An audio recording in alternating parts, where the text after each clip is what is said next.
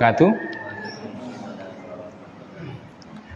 Alhamdulillah wassalatu wassalamu ala Rasulillah wa ala alihi wa man wala. Sudah dinyalakan? Nah, kaum muslimin dan muslimat rahimani wa rahimakumullah. Alhamdulillah pada siang atau waktu duha yang mulia ini Allah SWT kembali mempertemukan kita di suatu tempat yang paling mulia, yaitu masjid dari masjid-masjidnya Allah, dalam keadaan yang paling mulia, yaitu mempelajari agamanya Allah Subhanahu wa ta'ala, yang mana hanya dengan mempelajari agama Allah Subhanahu wa ta'ala kita bisa mendapatkan kebahagiaan, ketenangan dunia dan akhirat. Salawat dan salam semoga tercurahkan kepada Nabi kita yang mulia Muhammad sallallahu alaihi wasallam, kepada keluarganya, sahabatnya, dan seluruh kaum muslimin yang senantiasa berpegang teguh dengan ajaran beliau sallallahu alaihi wasallam. Nah, jadi pelajaran kita kalau hari Ahad atau hari Minggu pekan ketiga jam 10 atau 10:04 itu adalah membaca buku atau kitab Manhajus Salikin wa Tawdihul Fiqhi Fiddin. Pelajaran fikih. Fikih itu tentang memahami tata cara peribadatan kepada Allah Subhanahu wa taala. Pakai kitab Manhajus Salikin wa Tawdihul Fiqhi Fiddin. Nah, kita kemarin masih berbicara tentang masalah thaharah. Dan kita akan melanjutkan. Sebelumnya ada pertanyaan, hadiahnya mushaf. Mushaf terus yo. Ya, adanya mushaf. Mushaf besar ini. Jadi kalau untuk yang kesepuan cocok banget karena tulisannya gede-gede banget. Dan alhamdulillah ini sudah cetakan-cetakan terkini lah. Jadi kalau cetakan terkini kan pas ujung lembaran itu potongan ayat itu. Kalau dulu kan kadang nggak motong gitu kan. Ini kan sudah pas ujung sini adalah akhir ayat itu kan, jadi enak. Nah, pertanyaannya, pertanyaan pertama, sebutkan pengertian thaharah.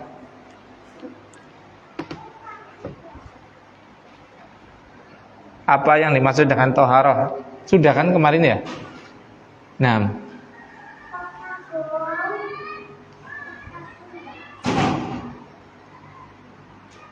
monggo, ibu-ibu atau bapak-bapak silakan. Nggak ada yang bisa?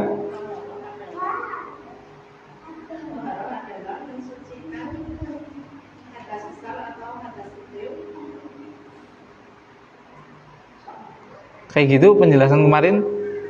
Biasanya saya kalau menerangkan tuh thaharah secara bahasa ini, secara istilah ini gitu kan. Sudah kan? Sudah belum?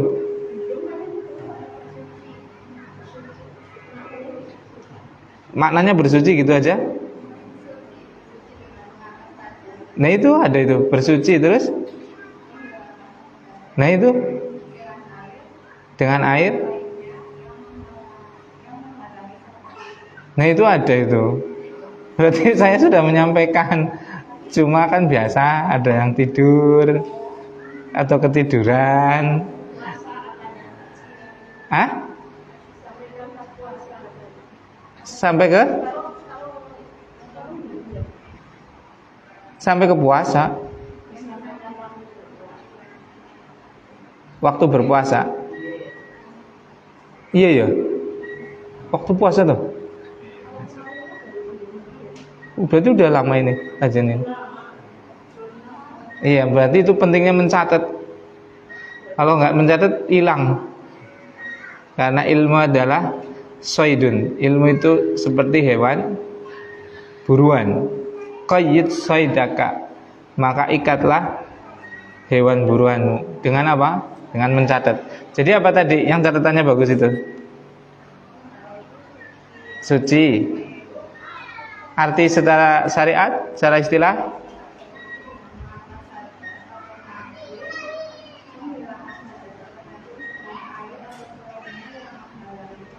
Nah, itu adalah pengertian toharo. Jadi toharo itu adalah bersuci atau suci, yang secara istilah adalah mengangkat atau menghilangkan hadas dan najis yang menghalangi seseorang untuk sholat.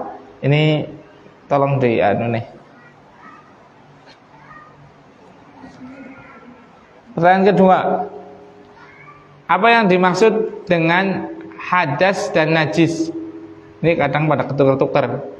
Apa yang dimaksud dengan hadas dan najis? Atau hadas dengan khobas. Jadi khobas itu ya najis.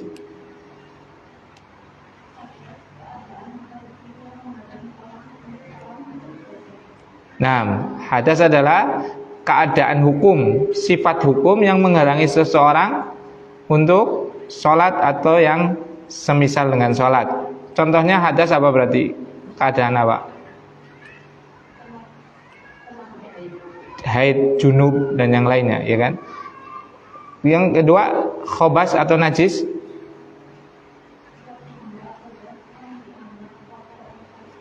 Nah, benda atau zat yang dianggap kotor oleh syariat. Contohnya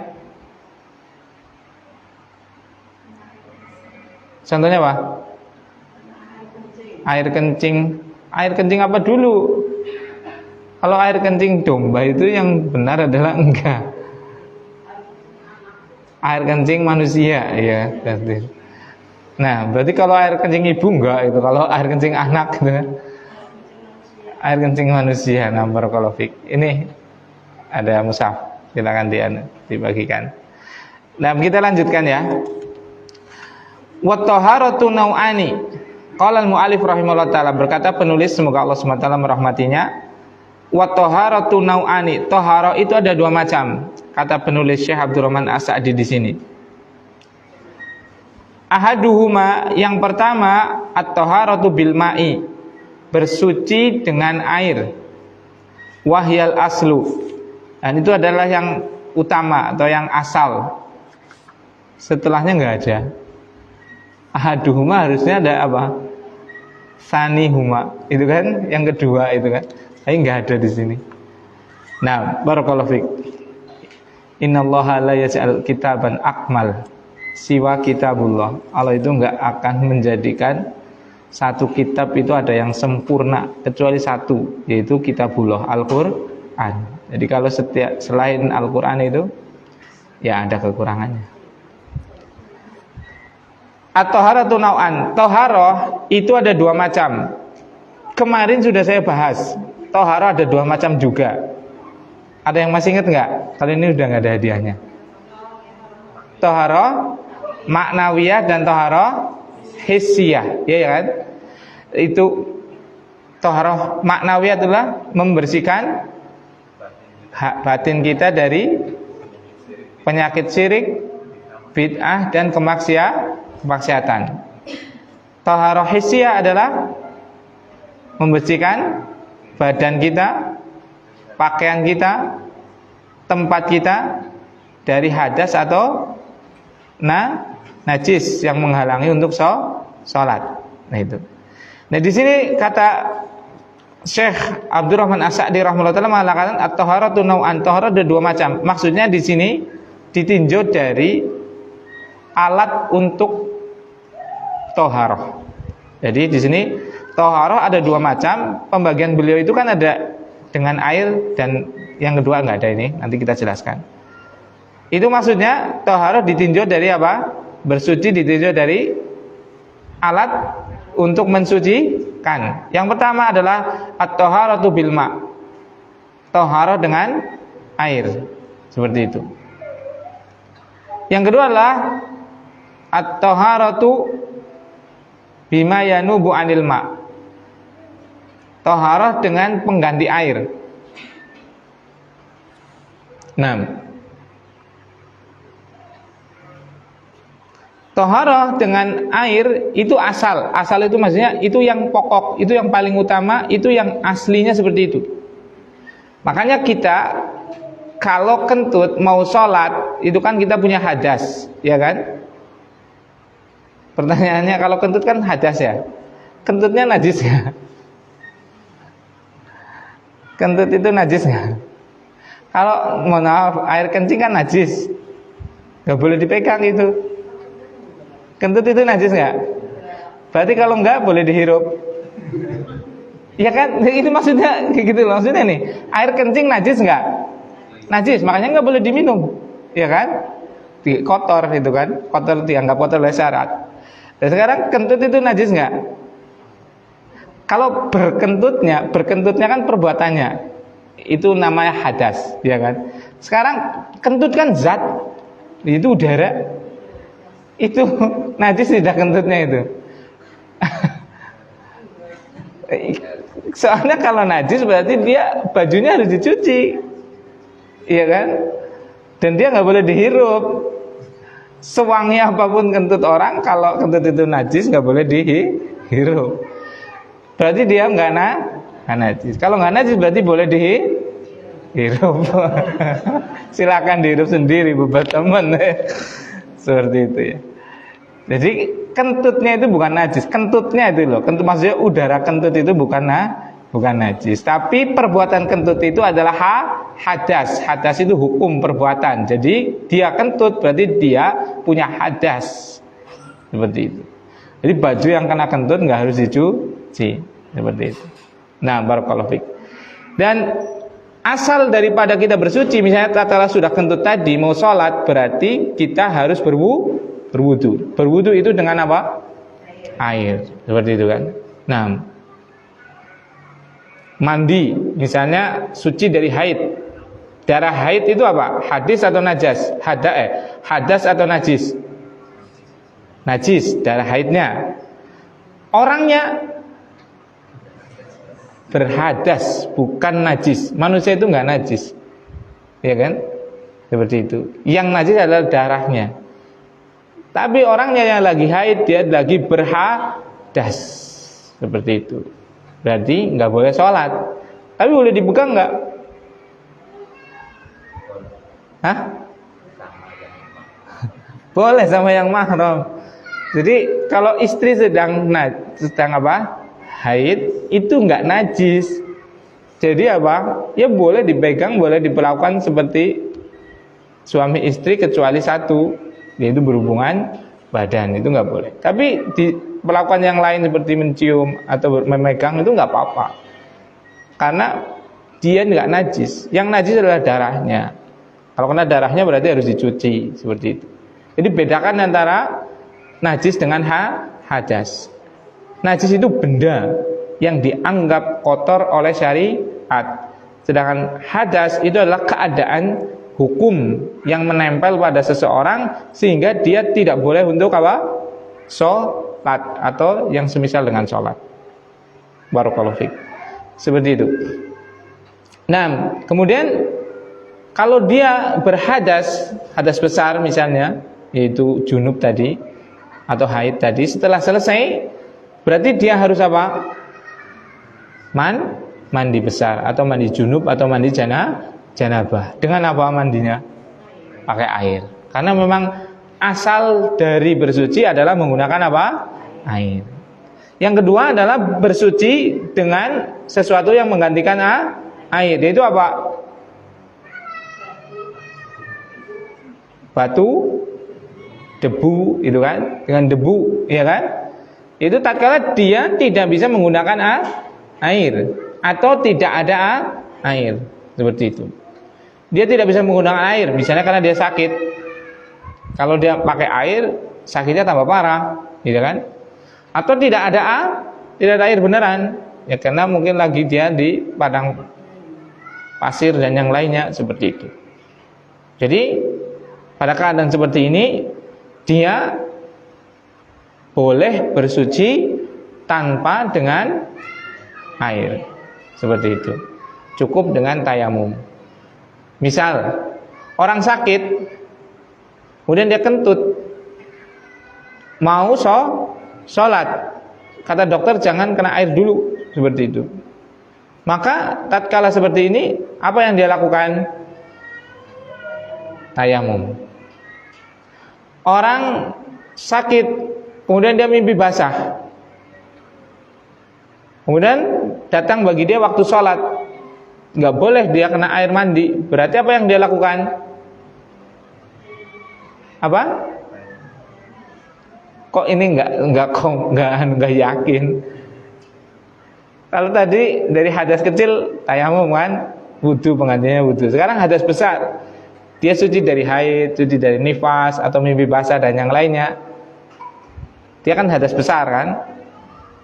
Pak, datang waktu sholat nggak boleh pakai air karena lagi sakit. Maka apa yang dilakukan bagi dia? Tayamum, sama seperti itu.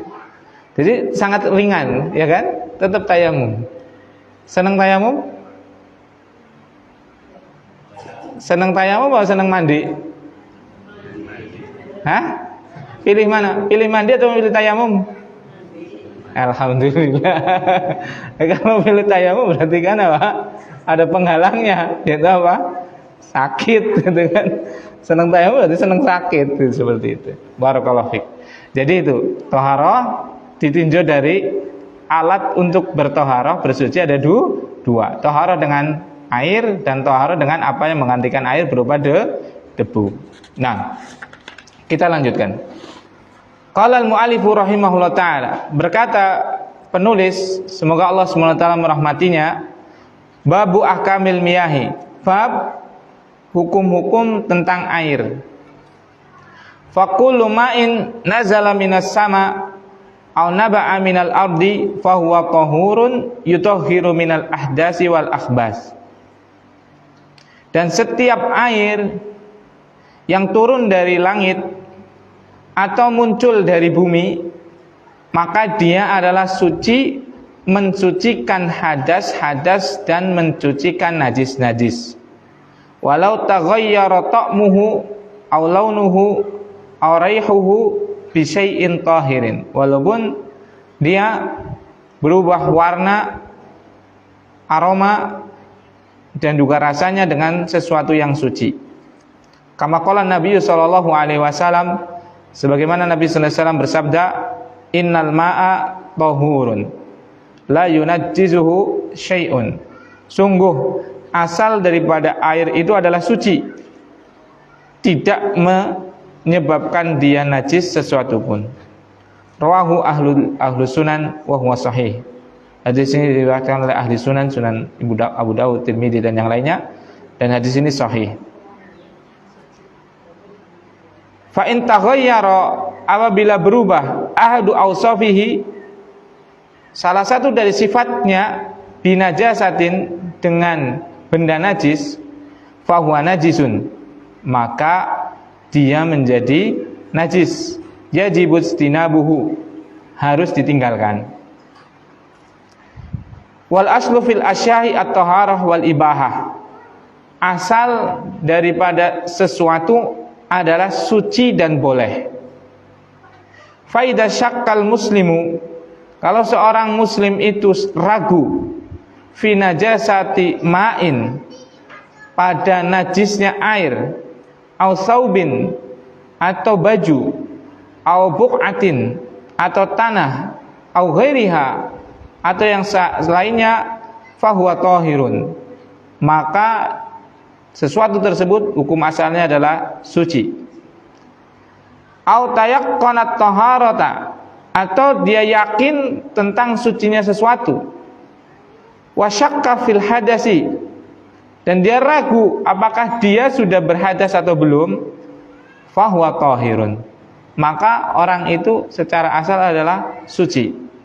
Liqaulihi sallallahu alaihi wasallam, berdasarkan hadis Nabi sallallahu alaihi wasallam, fir rajuli, pada seseorang, yukhayyalu ilaihi, dia itu mangmang bahasa Indonesianya apa? Mendapatkan keraguan, anahu yajidu syai'a fis salat, maksudnya dia ragu ada sesuatu tatkala dia salat, maksudnya sesuatu kentut gitu. Kata Nabi sallallahu alaihi wasallam bersabda, la yansarifu, jangan engkau batalkan salatmu hatta yasma'a sautan aw yajidarihan, sampai engkau betul-betul mendengarkan suara atau mencium bau. Muttafaqun alaih. Hadis ini diriwayatkan oleh Imam Bukhari dan Muslim. Itu terjemahannya. Sekarang saya jelaskan. Bab hukum tentang air. Tadi barakallahu fikum, penulis Syekh Abdurrahman As-Sa'di mengatakan asal daripada bersuci itu dengan apa? Air. Makanya kita harus tahu dulu air yang boleh untuk bersuci itu apa, iya kan? Macam-macam air itu bagaimana, seperti itu. Kata beliau, setiap air yang turun dari langit atau yang muncul dari bumi, maka itu adalah suci dan mensucikan dari hadas dan najis. Ini berarti air yang boleh digunakan untuk bersuci adalah seluruh air yang turun dari langit. Yang kedua, keluar dari bumi. Itu barakallahu fiik. Yang turun dari langit misalnya apa? Air hujan. Berarti air hujan boleh bersuci, boleh untuk wudu, boleh untuk mandi. Apalagi yang turun dari langit? Salju. Maka air salju ini, es salju itu, dia boleh untuk apa? Bersuci, untuk wudu, untuk mandi dan yang lainnya. Apalagi yang turun dari langit? Embun. Ya kan? Air embun. Klaten temen ya. Ngumpulna embun sini godong seteti terus gua adu sih kapan oli ya gitu, kapan oli sebaskom gitu kan. Kayaknya anggaran sing praktek kayaknya wongnya berilmu tapi dianggap madana aneh. Kayak ngapa sih? Harus bersuci, harus wudu karena apa? Air embun itu. Ya betul, cuma tumbuh itu cici seperti itu. Seperti itu. Nah, barakallahu fiik. Ya boleh. Atau sesuatu yang keluar dari tanah, dari bumi. Misalnya apa? Mata air atau tuk dan yang lainnya, seperti itu. Maka ini, jadi air suci yang mensucikan itu adalah seluruh air yang turun dari langit atau keluar dari bumi. Makanya air ini yutohir, dia mensucikan hadas dan juga najis. Hadas itu keadaan tadi. Misalnya kita kentut berarti kita berhadas. Kita mau sholat berarti harus wudu. Wudunya boleh pakai air hujan, boleh pakai air sumur, karena dia air laut itu boleh. Karena dia muncul dari apa? Bumi dan turun dari langit, seperti itu. Atau untuk membersihkan najis, misalnya ada air kencing yang menempel pada celana kita, maka dicuci, boleh dicuci dengan air hujan, air sungai, air laut, air sumur, mata air dan yang lainnya, seperti itu.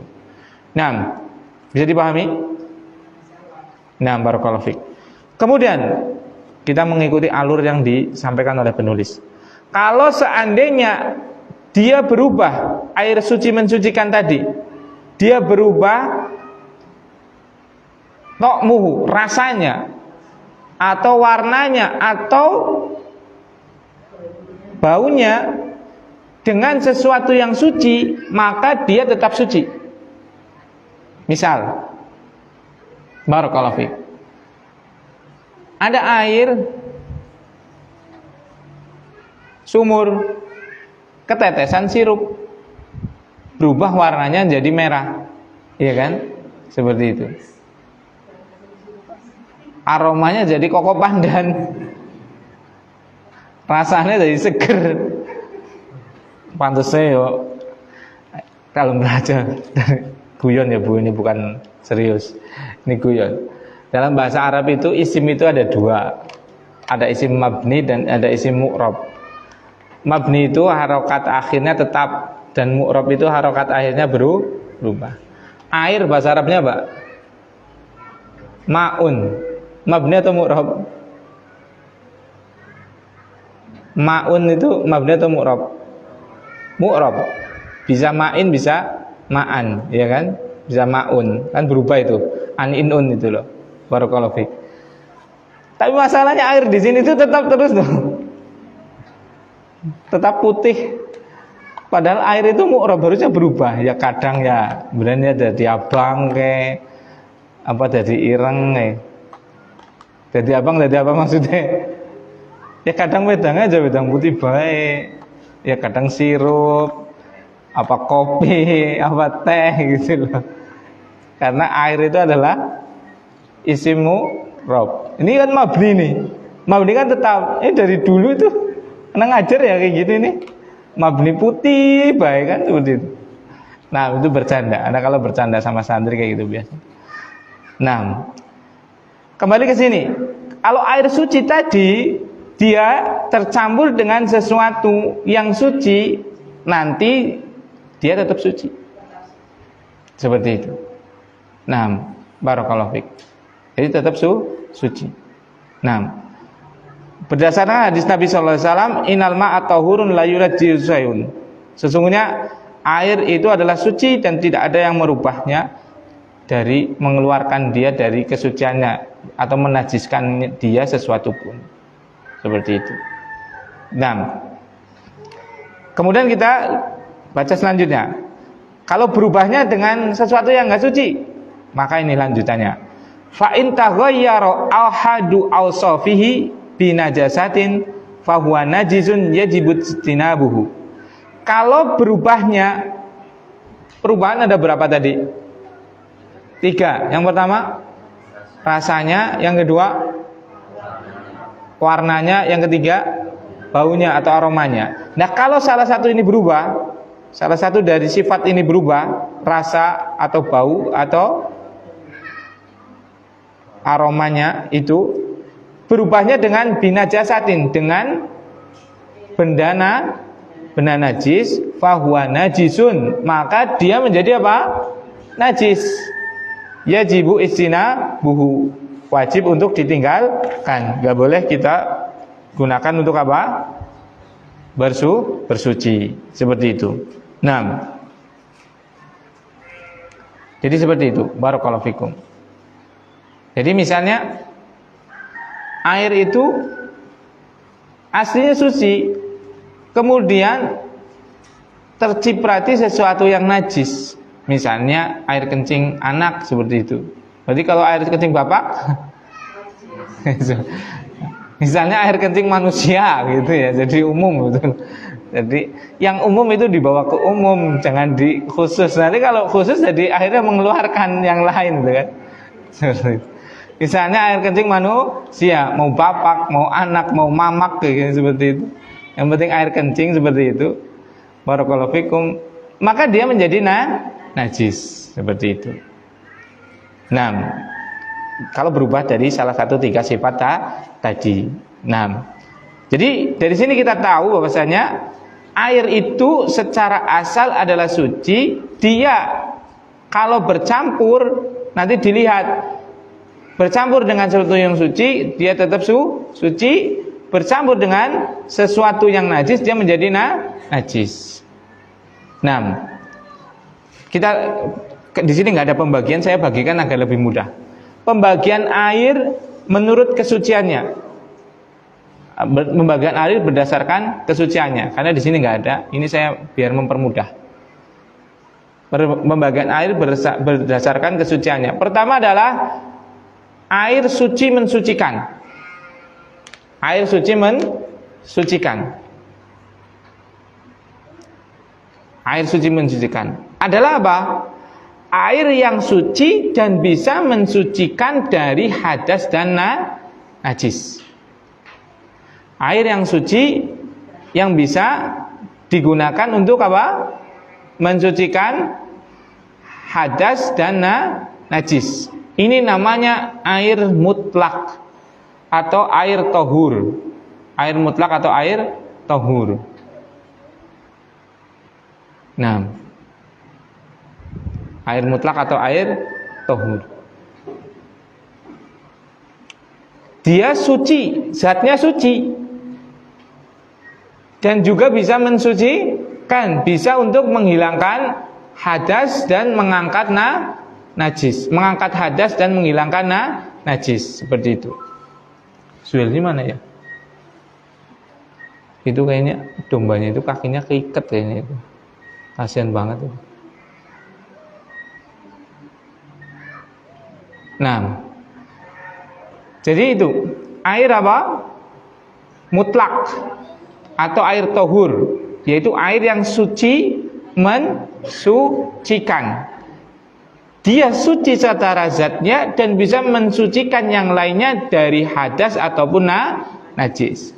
Apa contohnya? Ini yang tadi ini yaitu setiap air yang turun dari langit atau yang keluar dari bumi. Itu namanya air mutlak atau air tohur atau air suci mensucikan. Berarti kalau digampangkannya adalah air hujan, air sumur, air mata air embun, air salju, air sungai, air laut itu.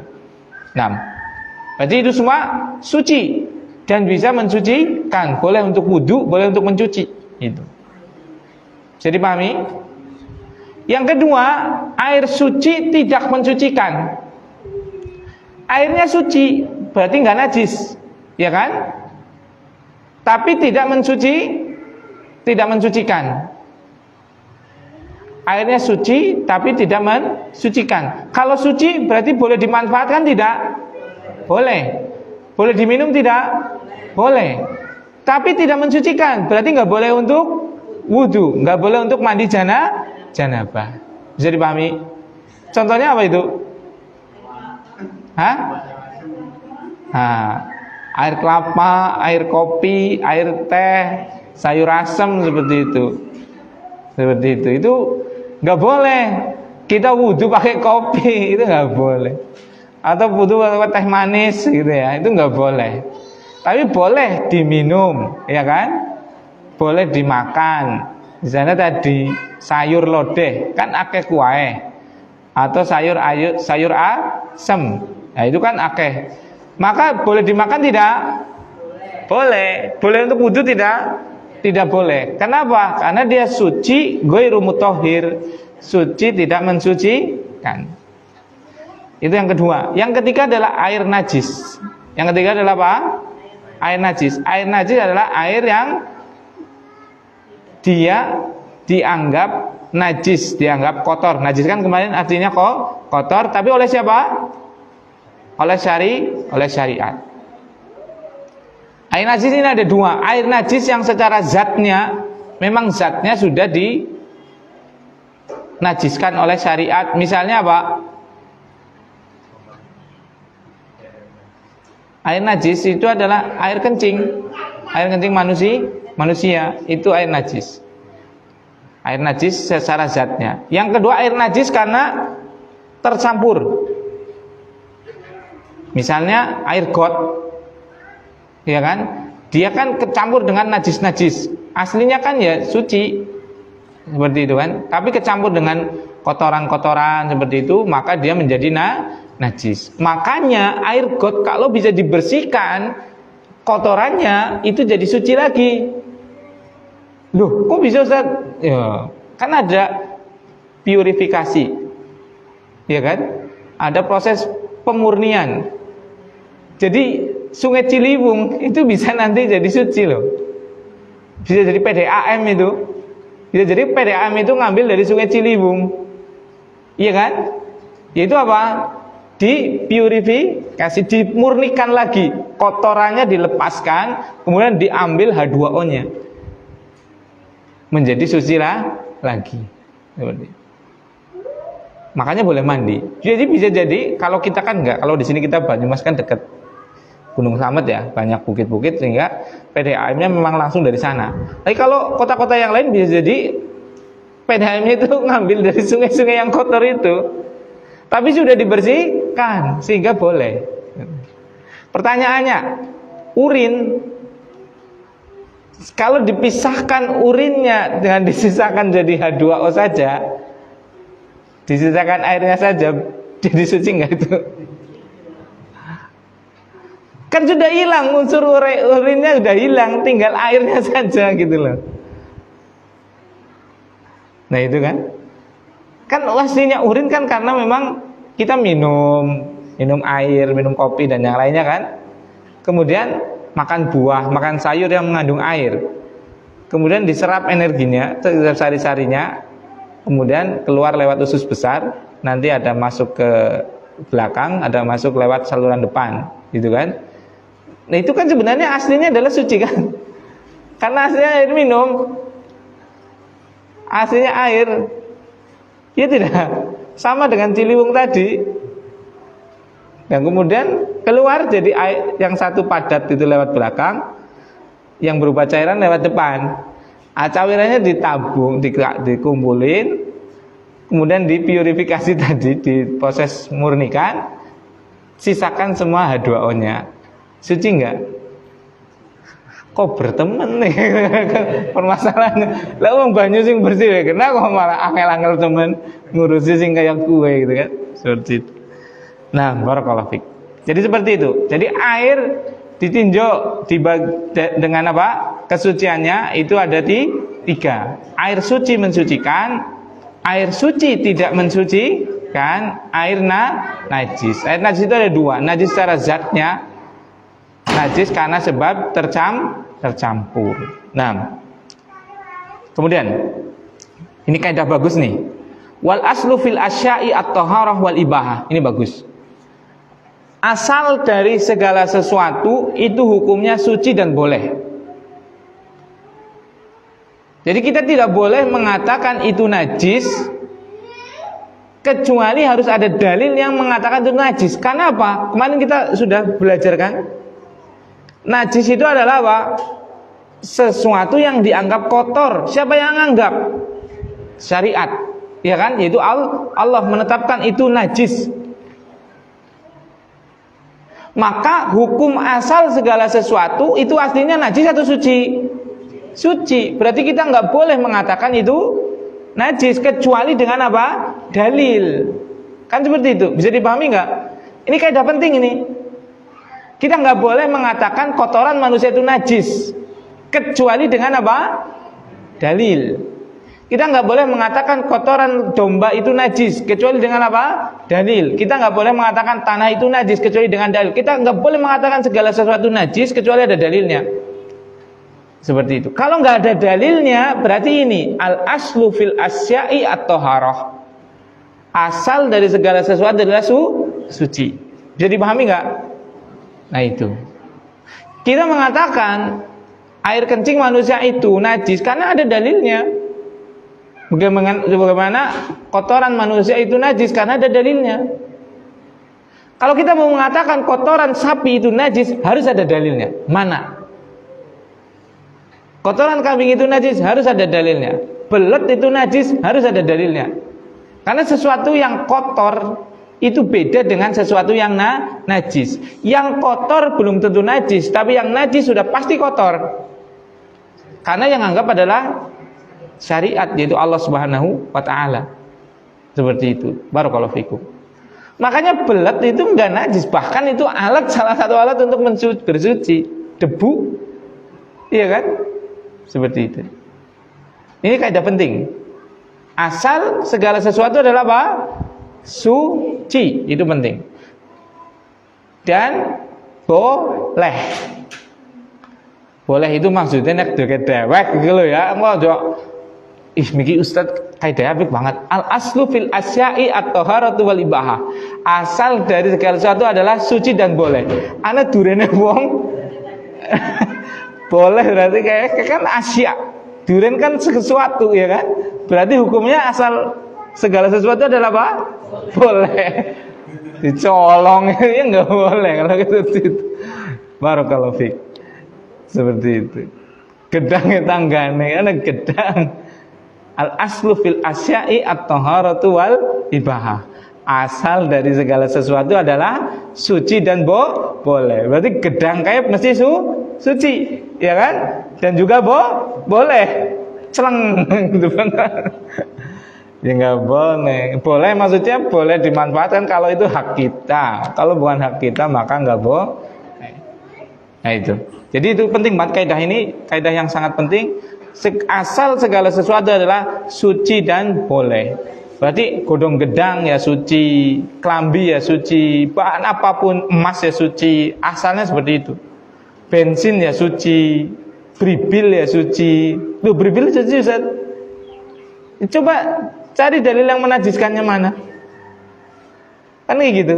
Ada enggak? Nah gitu. Kalau ada ya seperti itu. Kalau najis harus ada yang menajiskannya dari syariat. Kalau najis berarti apa? haram. Haram dimakan, haram dijual belikan, nggak boleh. Itu kalau najis. Nah seperti itu. Nah, kemudian faida syakkal muslimu fi najasati ma'in au thawbin au buq'atin au ghairiha fa huwa tahirun. Ini. Kalau seorang muslim itu ragu terhadap najisnya air atau baju atau tanah atau yang semisalnya atau segala sesuatu pun, maka hukum asalnya adalah suci. Nah ini, misalnya kayak gini loh. Kita mau wudu di rumah, ada bak kamar mandi. Kita ragu, ini suci atau ada najisnya? Maka hukum asalnya adalah apa? Suci. Gak boleh kita ragu, ragunya ditepis. Embok menawa anak kecipratan, hilangkan itu. Kecuali betul-betul di situ ada perubahan apa? Rasa, aroma dan baunya. Aroma ya bau kan, warna seperti itu. Fokus makanya ibu kalau belajar. Nah seperti itu. Kecuali ada perubahan itu, kalau enggak ya tetap dalam keadaan suci. Kalau ragu bagaimana? Suci. Nah seperti itu. Barakallahu fikum. Au tayaqqanat taharah wa syakka fil hadas wa huwa tahir. Atau ini, dia yakin dia sudah bersuci, tapi ragu dia itu sudah berhadas atau belum. Kayak gini contohnya. Misalnya ya, ini kan belum sholat duhur ya. Misalnya anggap orang sudah sholat duhur, otomatis secara asal dia sudah bersuci belum? Sudah, karena mau sholat duhur berarti dia bersuci. Kemudian mau sholat asar, kan boleh berwudu lagi, boleh sunnah. Boleh nggak berwudu nggak? Boleh, selama wudu dia di sholat duhur belum batal. Kemudian dia ragu, aku itu wis batal apa belum ya? Kan sering kita kayak gitu kan? Wis batal apa burung ya? Wis batal apa burung ya? Kan seperti itu. Tapi dia yakin tatkala mau duhur tadi dia sudah wudu, yakin kan? Cuma antara duhur sampai asar dia ragu. Wis ngentut apa burung? Maka hukumnya apa? Hukumnya apa? Dia harus wudu atau enggak harus wudu? Ibu-ibu kok diem? Dia harus wudu atau enggak harus wudu? Apa? Suci. Berarti tinggalkan keraguannya. Yang dibangun adalah yakinnya tadi. Yakinnya itu saya tadi mau duhur sudah wudu. Berarti sampai sekarang berarti saya suci. Kecuali benar-benar yakin saya tadi kentut atau saya tadi kencing ke kamar mandi, maka harus apa?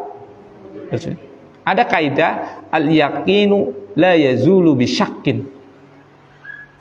Sesuatu yang yakin itu enggak hilang karena ada sesuatu keraguan. Tadi saya yakin banget, saya masih ingat banget waktu mau duhur saya sudah wudu. Tapi saya ragu antara duhur sampai asar saya kentut tidak. Maka yang yakin tidak boleh kalah dengan sesuatu yang ragu. Maka dia tetap dalam keadaan suci. Kalau mau wudu lagi boleh enggak? Boleh, ya wudu sunnah, tapi bukan wajib. Kecuali dia yakin, oh ya tadi 1:30 saya habis kamar mandi kok. Berarti harus wajib, kalau ini wajib wudu. Tapi kalau tadi, saya sudah kentut atau belum ya? Saya sudah kentut atau belum ya? Maka aslinya adalah dia belum kentut. Dia belum batal wudunya. Bisa dipahami?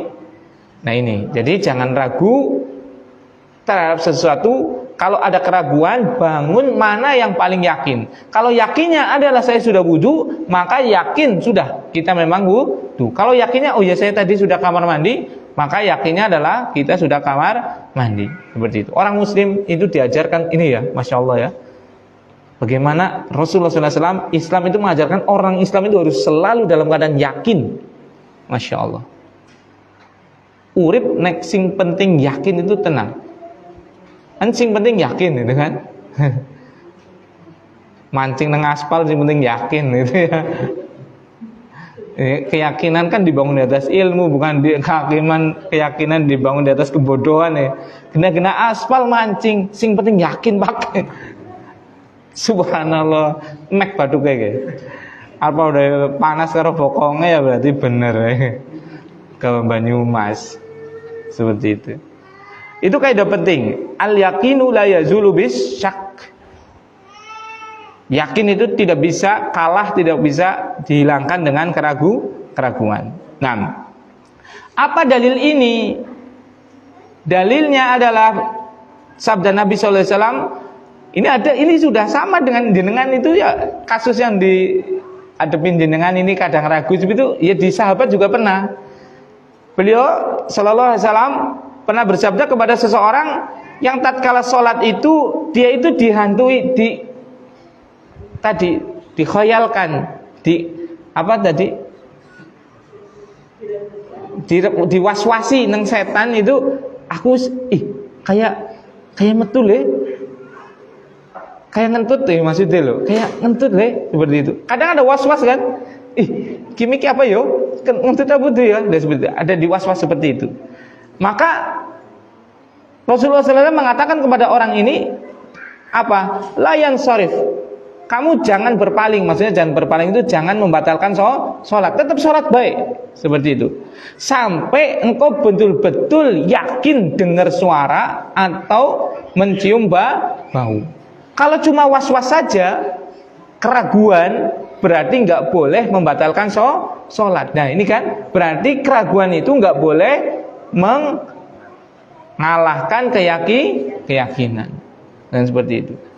Di sini Rasulullah SAW layan sarifu hatta yasma'a sautan au yajida rihan, sampai benar-benar dapat bukti yang paling akurat.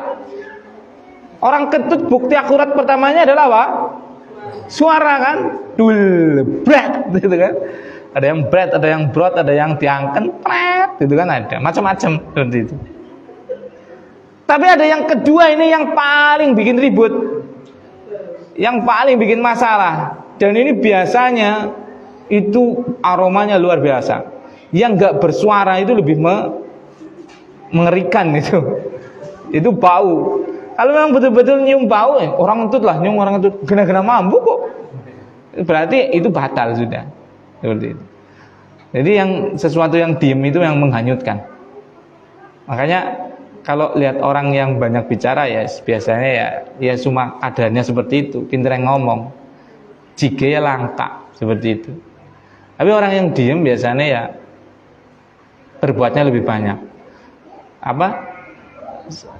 Rame inggawe itu, sepi ing pamrih, rame inggawe itu apa itu dalam bahasa kita itu kan. Dia itu diem, banyak diemnya tapi rame bekerjanya. Maksudnya banyak bekerjanya. Sama ini. Dan biasanya hasilnya itu lebih banyak. Orang yang banyak diem kalau kerja lebih banyak. Termasuk ini, kentut itu kalau nggak berbunyi itu kepekatannya luar biasa. Pekat sekali itu kan. Makanya mak brel itu kan. Tapi kalau yang sudah bersuara itu biasanya nggak terlalu bau. Cuma ya malu itu kan. Entute, kamu entut ya entut. Kan, tapi kan orang mambu. Tapi yang ini yang bikin keributan itu biasanya kayak gini. Nggak berbunyi tapi luar biasa. Nah seperti itu. Jadi kata Rasulullah SAW di sini, kamu jangan keluar dari sholat, jangan membatalkan sholat, walaupun kamu di was-was seperti itu. Udah yakin aja, kamu nggak kentut. Tapi kalau betul-betul dengar suara, ya berarti batal. Atau kalau kamu mencium bau seperti itu. Berarti ini dalil bahwasanya keraguan itu tidak bisa mengalahkan keyakinan. Jadi jangan kita ragu dalam hidup.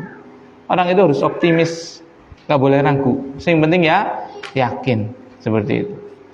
Seperti tatkala mau membuat ini bismillah, mau bikin kamar mandi. Alah, yang penting yakin. Ana duit sejuta ya, tuku wedi disit wis. Ngoten ya ana semen dewek gitu. Ngoten ana batako dewek dan yang lainnya seperti itu. Jadi itu, bismillah yakin.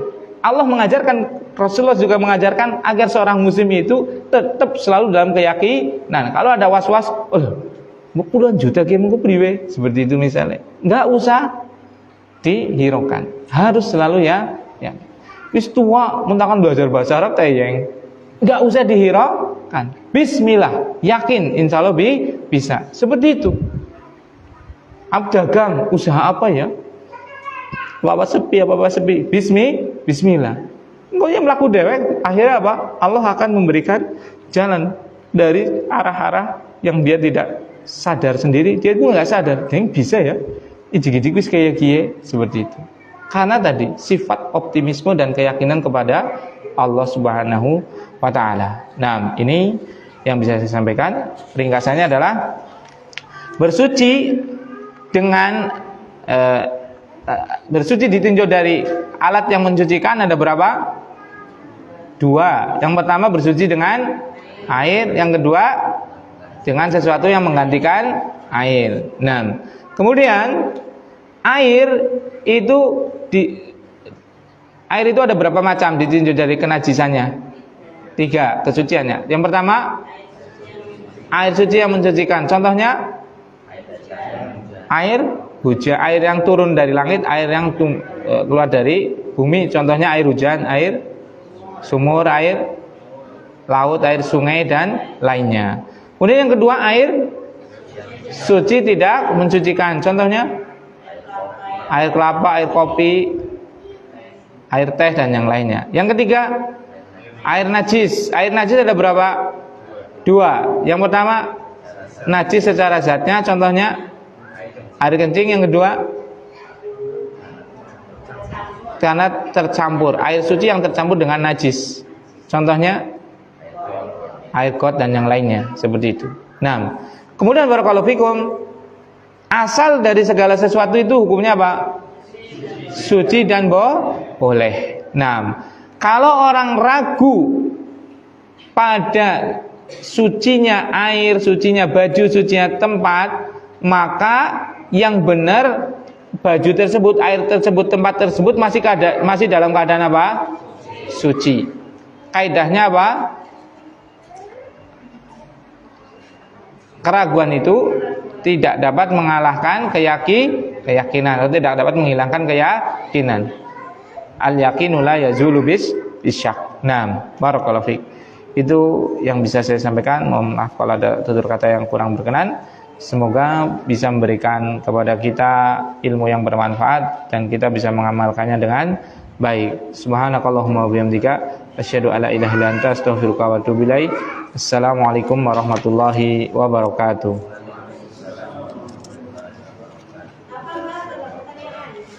Matiin.